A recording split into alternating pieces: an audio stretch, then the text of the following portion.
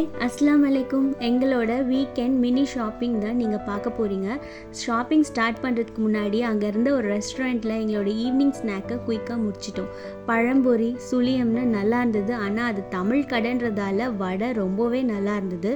சாப்பிட்டுட்டு நம்ம போனது தான் நெஸ்டோ ஹைப்பர் மார்க்கெட். நெஸ்டோவில் போனோடனே ஏரியல் நல்ல டீலில் இருந்தது. ஸோ அதை வாங்கிட்டோம். அப்புறம் டாய்லெட்டரிஸ் சோப் ஐட்டம்ஸ்லாம் ரொம்பவே நல்ல ஆஃபரில் இருந்தது. வாங்கிட்டு கிட்ஸுக்கு லன்ச் பிரேக் ஸ்கூல் பிரேக்குக்கு தேவையான ஸ்நாக் வாங்கிட்டு அதுக்கப்புறமா அங்கே தேன் மிட்டாயெல்லாம் ரொம்பவே நல்லாயிருக்கும்.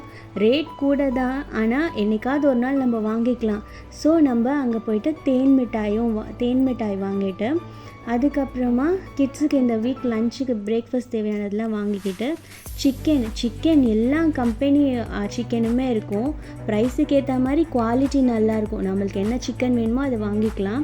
அதுக்கப்புறமா ஃப்ரூட்ஸு வீக்கெண்டுன்றதால நல்ல ஆஃபரில் போயிட்டு இருந்தது. கிரேப்ஸ் எல்லாம் ஒரு பாக்ஸ் 4.99 திரம்ஸ்க்கு கொடுத்துருந்தாங்க.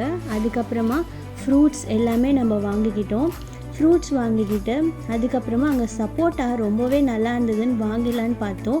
ஆனால் ரொம்ப காயாக இருந்தது. ஸோ நம்மளால் செலக்ட் பண்ண முடியல. ஸோ நாங்கள் வாங்கலை. அதுக்கப்புறமா மஷ்ரூம் எல்லாம் நல்ல ஆஃபரில் இருந்தது. ஸோ மஷ்ரூம் ஒரு பாக்ஸில் எடுத்துட்டோம்.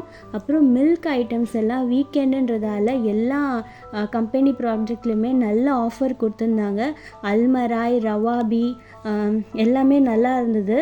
நம்ம மில்க் நிறைய ஸ்டோர் பண்ண முடியாதுன்னு சொல்லிட்டு நம்ம ஒரு 2 லிட்டர்ஸ் மில்க் வாங்கிக்கிட்டு அல்மராய் மில்க்கு தான் நம்ம வாங்கியிருந்தோம் 2 லிட்டர்ஸு. அது வாங்கிக்கிட்டு அதுக்கப்புறமா அங்கே இந்த அரேப்ஸ் லோக்கல் சாப்பிட்ற பிக்கிள் ஐட்டம்ஸ்லாம் இருக்கும். ஆனால் இது வரைக்கும் நாங்கள் அதை வாங்கினதில்லை. ஆனால் இது இங்கே இருக்க லோக்கல்ஸ் சாப்பிட்ற பிக்கிள் ஐட்டம்ஸு. ஸோ இதையும் நம்ம சும்மா ஒரு கிளான்ஸ் உங்களுக்காக காட்டியிருக்கேன். அதுக்கப்புறமா மாம்பழம் சீசனில் மாம்பழம் வாங்கலைன்னா நம்மளோட ஷாப்பிங் கம்ப்ளீட் ஆகாது.